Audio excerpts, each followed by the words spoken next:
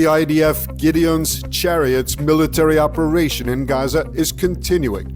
The army said that combined ground and air force attacks struck over 100 terror targets. Gazan officials say 19 were killed. Among the Hamas operatives that were killed was the aerial commander for northern Gaza. Mu'attaz Deeb was responsible for planning and directing attacks against Israeli aircraft, as well as launching drones that target Israeli civilians. The army confirmed that Deeb was killed this week in an airstrike.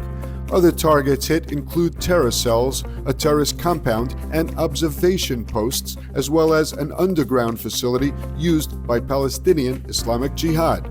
The Givati Brigade has now joined the fighting, beginning a ground operation in Beit Lahia. IDF Chief Eyal Zamir was in Gaza, where he said that the army will capture more and more territory until Hamas agrees to a hostage and ceasefire deal.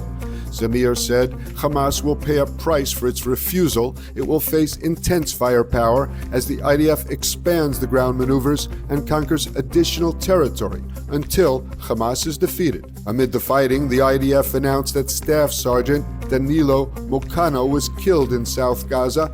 The 20-year-old from Cholon was killed in a building collapse after an explosive device was detonated. Israel has allowed the resumption of aid to Gaza under new strict conditions. Inspections were increased at the entry points, and efforts were put in place to block Hamas from diverting humanitarian assistance.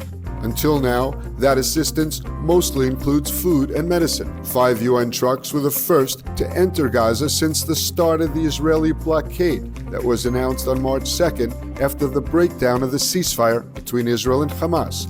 The Israeli Defense Ministry's Kogat said the transfer was allowed under a directive from the political echelon and followed a thorough security inspection. The UN said Israel approved an additional 100 trucks, and Jerusalem confirmed that 93 trucks carrying aid into Gaza entered from Israel and Egypt during the past 24 hours. It remains unclear how many trucks will be allowed to enter Gaza daily.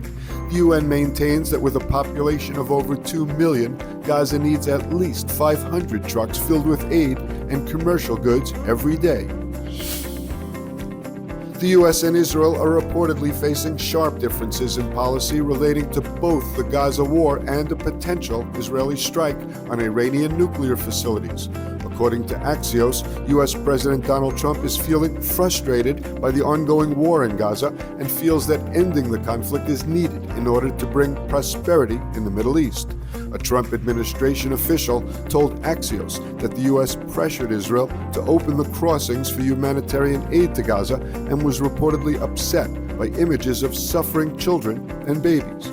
Meanwhile, CNN is reporting U.S. officials saying that Israel is preparing for a possible strike on Iranian nuclear facilities on its own, even as the Trump administration has been pursuing a diplomatic deal with Tehran.